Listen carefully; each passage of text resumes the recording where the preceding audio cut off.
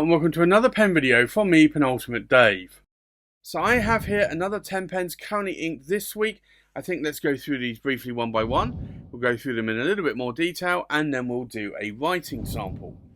So from left to right we have a Benu Talisman Tiger's Eye, a Benu Euphoria Earl Grey Tea, we have a Visconti Davina Oversize in the Desert Spring, we have a Visconti Speakeasy, a Visconti St Basil, a Visconti Camelot, a Montblanc, Le Petit Prince Aviator, and this is in the Doué. We have a Montblanc, and this is the Brothers Grimm. We have a Montblanc Sir Arthur Conan Doyle 1902 edition, and then we have the Montblanc Robert Louis Stevenson. So I think let's take a look at the pens in a little bit more detail here. So we have the Benu Euphoria in the, sorry, I say Euphoria, it's a Talisman in the Tiger's Eye. I always think of this as a Euphoria, but it's not. It's got this beautiful sort of orangey, goldish, coppery, sort of glittery resin with gold foil in it and some black, really to show what a Tiger's Eye would look like. You do also have the cap band here that is in that same resin color, not black, and you've got the word Benu there, or the name Benu. And if I unscrew the cap, you'll see a number 6 size nib like you get on the Euphorias. You get these on the Talismans as well, and this is a broad Schmidt nib. It's a cartridge converter pen. You can post the cap. It posts deeply and securely, and it feels really comfortable to do so. I don't normally post it, but if I wanted to post it, this would be a pen that I would post it on. It's a really nice pen. I do like that resin. I think Benu makes some interesting pens. Yes, they are a little bit glittery, and I know that the glitter isn't everybody's cup of tea, but I think it's quite unique. You don't see any other pen manufacturer making pens quite like that. The next pen inked up is the Benu Euphoria Earl Grey Tea. Now, this is a Goulet Pens exclusive. I still wish it wasn't. Nothing against Goulet. I'm glad that Goulet got this as a retailer exclusive, but I just feel that as much as they've sold out really quickly, several times over, I think that this would be even better as a standard edition, and I think Benu would sell a lot more of these, not just to customers of Goulet. But it's a beautiful pen. I love that it's got this amber nectar kind of colour, sort of translucent material with Earl Grey tea leaves and also lavender, blue lavender there in the cap and in the body. It's a beautiful pen. I really love it a lot, and very long section, but it has a number 6 size Schmidt. On this one I got a broad nib, cartridge converter like the Talisman. You can post the cap, but it's a lot longer and maybe a slightly back weighted. I wouldn't be posting the cap on this normally. I do find the section maybe getting on a little bit to the slimmer side, that I would I'd prefer a slightly thicker section, but you can see here that this resin, hopefully on camera, that it really has got tea leaves infused in that resin. Beautiful, absolutely beautiful. It's things like this that Benu do with when they make their pens that actually make me want to buy more of them. I think it would be nice if they did some other tea edition versions. I know Goulet seem to at the moment have captured that market on tea and like coffee, like iced latte, and I kind of think like a mango tea. I'd almost say this is a Lady Grey instead of an Earl Grey.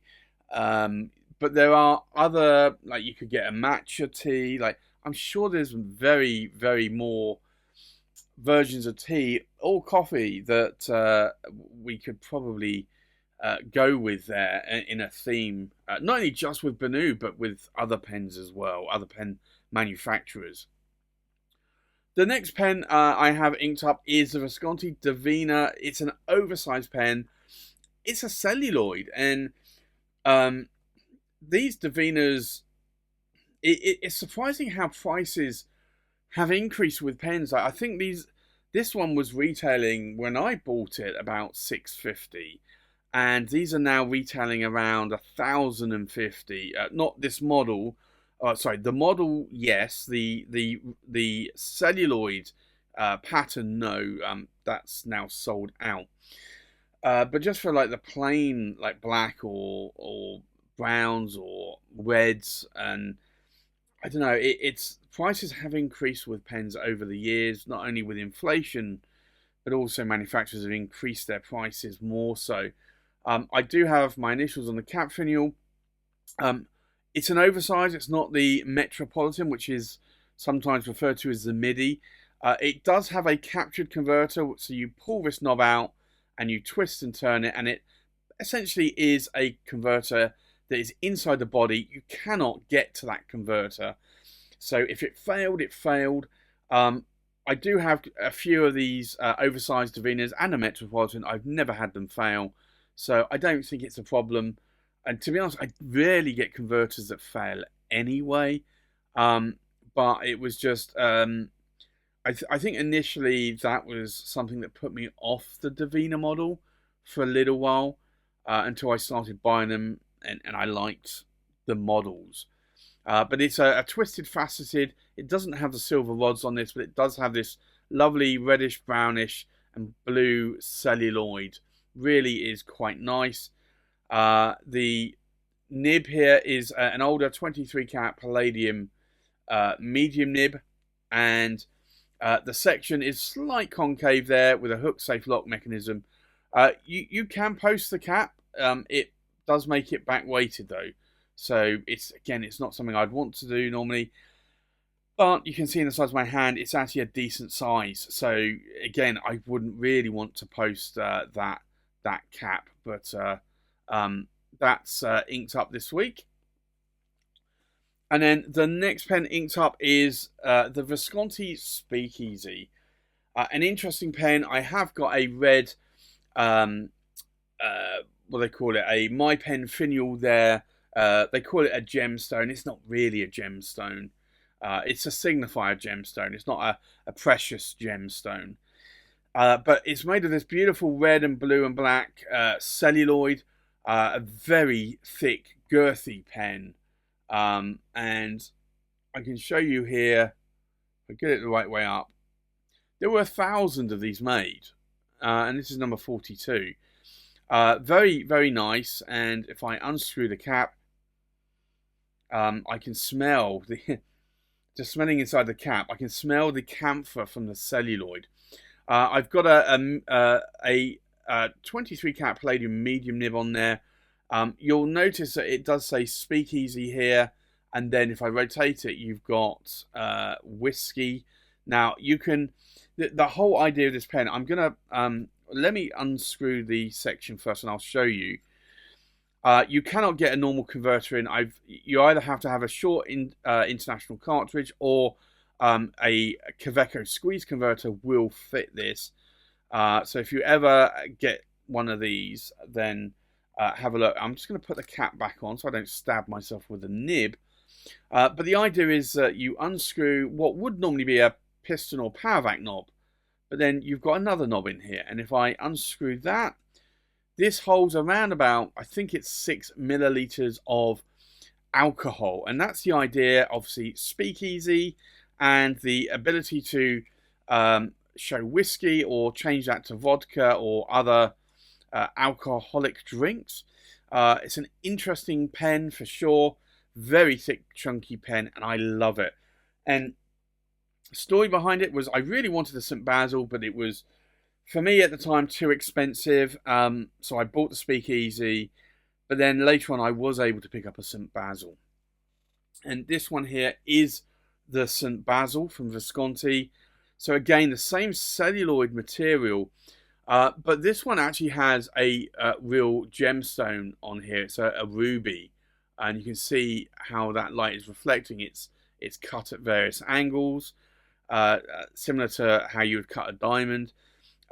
You do also have this inlay here, this gold inlay of the of St Basil there. Now this is a Paravac filler, and it's a double reservoir, and it's got the older 23 cat palladium medium nib. You cannot post the cap on this, but I think it's suitably long enough to not need to do so. But this is a beautiful pen, and when I picked this up later on, I actually managed to pick up as a set. So I picked up the fountain pen and the rollerball. I was really only tempted. I really only wanted the fountain pen, but the fountain pen was a lot more expensive just to pick it up on its own, and it made sense potentially to pick up the rollerball as well. And I thought, well, I could possibly sell the rollerball later if I wanted to, and I haven't. So I've got both pens in my collection. The next pen inked up is the Visconti Camelot, and a very close friend picked this up at the Scriptus Toronto Pen Show for me a number of years ago. I think it was in 2018. Might have been 2017. Beautiful chainmail pen. Very, very beautiful. A little bit unconventional that the cap is almost the same length as the body. The clip is a sword, which, although worked, it's not that useful really. It's probably not going to grip too much. But if I unscrew the cap, you'll see that the section is very long, very fluted down. But it does have the older 18 karat gold medium nib there. You can't post a cap. It is a Paravac. It's a single reservoir. The section is a little bit on the thinner side for me, but I love how this nib writes, and this nib writes gorgeously. So very glad that I was able to buy that when a friend was taking photos when she was at the Scriptus Pen Show in Toronto, and I saw that. I never knew what the pen was, but I said, actually, you know what? I kind of like that pen, and I've liked it ever since. The next pen it inked up is a pen that I bought this year. Actually, all of these Montblancs I bought this year, and I'm not a Montblanc person. This is the Montblanc Le Petit Prince Aviator Solitaire Doué. It's a really nice pen. I think it's platinum in the body. It's got this leather cap with stitching there. You've got the moon, or actually Saturn, I think. And then you've got the plane. It really is a beautiful pen. I really love this pen. And it's a piston filling pen like most Montblancs are. And you've got a lovely nib there as well. I do find the sections a little bit shorter on some of the Montblancs. I typically hold this up a little bit more along the threads. You can't post the caps on the writer's editions, but this is a heavy pen, so you wouldn't want to post the cap anyway. It is a really, really nice pen. Very glad that I was able to add this. I got it from Roy Izod's when he was selling it, and I'm glad that I was able to buy that pen. But as always, when you go to buy a pen, another pen comes along, and it's a little bit like buses. And essentially, in the space of about 2 weeks, 4 pens came along, all with really good prices. There were all of these 4 Montblancs, and I decided, I was going to say regrettably decided, I have no regrets, but my bank balance did, because these were not cheap pens, but I got them for a very good price. So the next pen inked up is this one. It's a Montblanc Brothers Grimm, and I missed out on the Homer. I like the look of the Homer, but this one I like a lot more. I had missed out on this when it came out, and it hasn't sold out. It's still available at retailers, but the prices have gone up. Originally, I think it was retailing at like $9.70, and it was being sold for about $9.50. It's now, I think, $1,065. I got this actually for around $700. So very, very good price. It's all ruthenium trim and ruthenium plating, although that nib is not ruthenium, which I'm glad on, really, because I don't like. I have seen ruthenium plating coming off. On other people's pens, not mine, thankfully. But this has a beautiful nib there. It is a piston filling pen. Again, being a Montblanc Writer's Edition, you cannot post that cap. But I wouldn't want to either, so that doesn't bother me. But I know some of you it might. The next pen that came along was the Montblanc Sir Arthur Conan Doyle 1902 edition. I really didn't like the blue-grey version of the cheaper Sir Arthur Conan Doyle version. I really liked this brown version more. So when I saw this, it was Dylan Stevens in the UK that had 3 of these, and the first one sold quickly. I got the second one, and then the third one sold quite quickly after that as well. But this has a mother of pearl Montblanc star there. You've got the magnifying glass with a hound from the Baskervilles. If you know Sherlock Holmes stories, Arthur Conan Doyle stories, you'll know, or you probably would have heard of the hound of the Baskervilles, or Baskervilles. It does have a wooden piston knob on it to signify the pipe that Sherlock Holmes would smoke. And if I remove the cap, you'll see a number 6 size nib there with an Arthur Conan Doyle caricature there. It's, again, you cannot post a cap on this. Not designed to be done, but it's still a fairly decent size in my hand.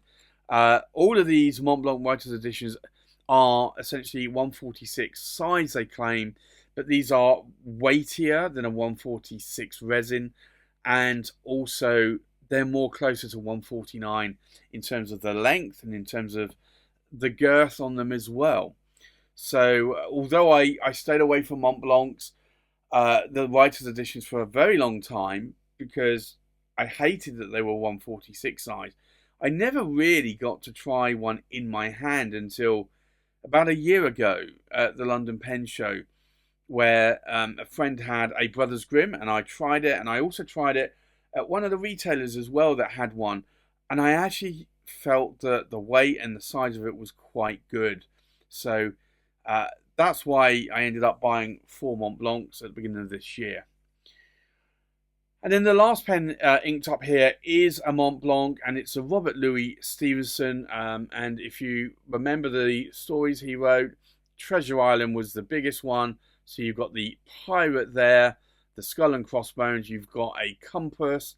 You've also got this writing mirrored, reversed, really to, I think it's to signify pirates' code and encryption, maybe.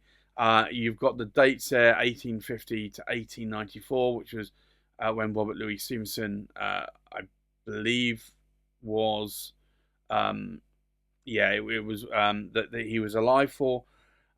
You've also got a lot of X's here with a much larger X, which is X marks the spot for the treasure. The piston knob here is really more of an eyeglass telescope, and it's just a beautiful pen. I wanted this one quite a lot. It's got a lovely nib on it. It's number 6 size medium nib, piston filling pen. Strange enough, I got this from Roy Izod's. He had one, and then it looked as though it had sold, and then it came back, and then it sold, and then came back a third time, and it sold, and then it came back again for a fourth time. And I messaged Roy and said, "What's the deal with that pen? Like, are people just pulling out of the sale? Is there something wrong?" And the pen keeps coming back, and it was none of that. It was just basically he had 4 of these, and everyone sold in quick succession. So I decided to buy this pen. So so that's my Robert Louis Stevenson inked up this week. So that's my 10 pens currently inked for this week. I think let's now go and do a writing sample. So the first pen inked up this week is the Benu Talisman Tiger's Eye. So I think let's do a ink swatch first. And you can see this is a nice broad nib. And I do still have it inked up with an orange ink. So this is the Benu Talisman Tiger's Eye in a broad steel Schmidt nib. And then the ink in here is Diamine Blaze Orange, which is a nice ink, but I think at some point I will swap to putting in Vinter Whiskey Gold, because that's a shimmer ink and I think it would look really nice. The next pen inked up is the Benu Euphoria Earl Grey Tea. So we'll do an ink swatch. And again, another broad nib, but you would be mistaken if you thought that these were inked up with the same inks, because they're not. So this is the Benu Euphoria, and it's the Earl Grey Tea with a broad steel Schmidt nib. And then the ink in here is Dominant Industry Earl Grey Tea. And yeah, I'm just looking. It does say tea in the name, whereas the Diamond one just says Earl Grey. The next pen inked up is the Davina, and this is the oversize in the Desert Spring. So we'll do an ink swatch. And I like the colour of this ink, but I normally go between two pink inks. So this is the Visconti Davina Desert Spring in a medium 23 cat palladium nib.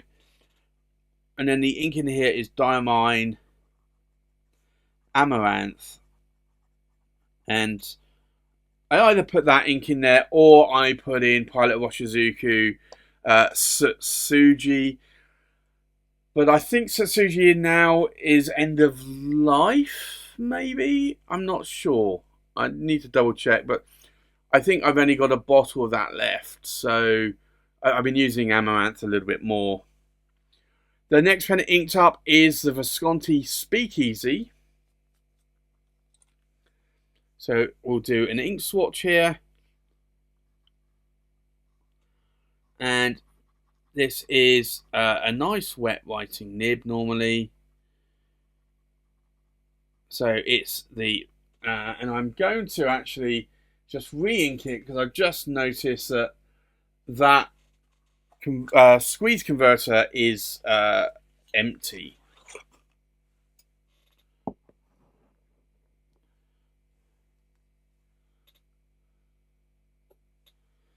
So this is the Visconti Speakeasy, and it's a medium, and it's a 23 cat palladium nib when they were very bouncy, and you can see that there, quite a bouncy nib. And then the ink in here is Diamine Poppy Red, which is a very nice bright red ink.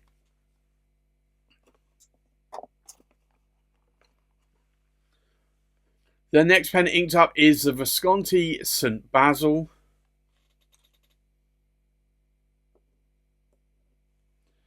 So we'll do an ink swatch. And again, another nice writing nib here from Visconti. These are Bock nibs. All the older Viscontis were Bock nibs. So this is the Visconti St Basil, and it's a medium 23 cat palladium nib. The nib is not quite as bouncy, but it's almost as bouncy. And then the ink in here is again Diamine Poppy Red, which starts out a very dark red and then starts becoming more and more lighter as it dries.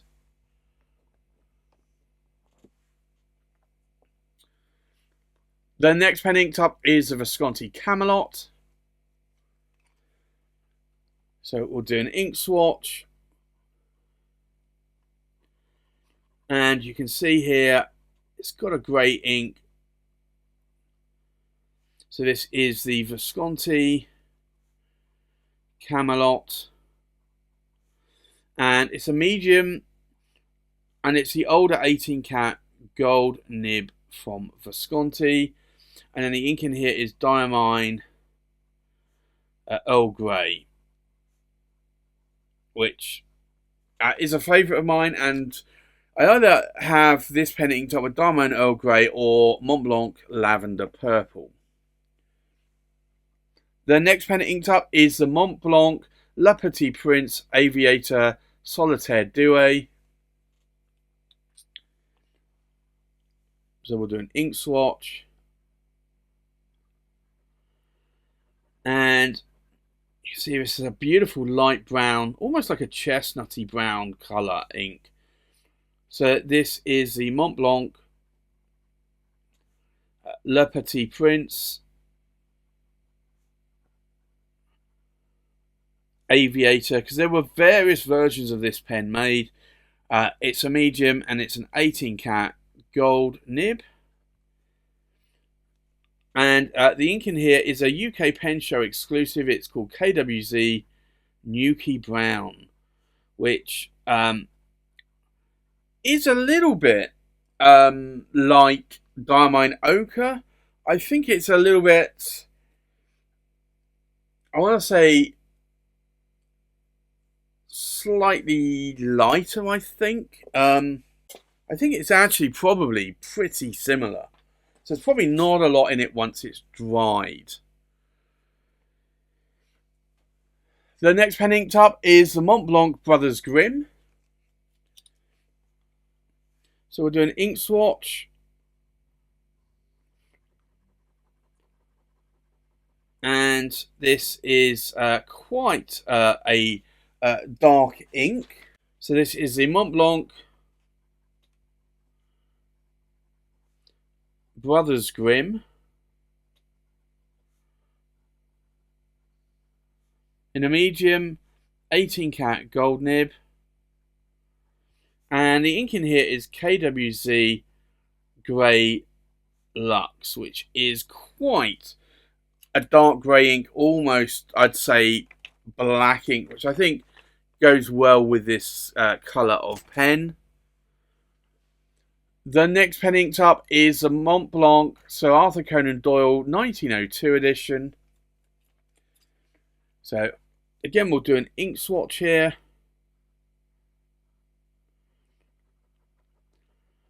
And I love how this ink flows in this Montblanc pen. So this is a Montblanc Arthur Conan Doyle 1902 edition, and it's a medium and it's an 18 cat gold nib, and the ink in here is Montblanc Toffee Brown, which just flows really nice, although it is a very dark brown ink, but I think it kind of matches that pen quite nicely. And then the last pen here is the Montblanc Robert Louis Stevenson. So again, we'll do an ink swatch.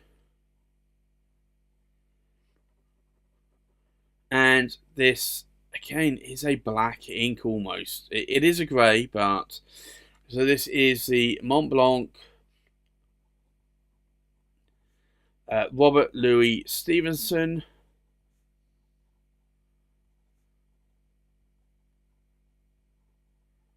And it's a medium 18 karat gold nib. And the ink in here is diamine graphite, which again is quite a dark coloured grey ink.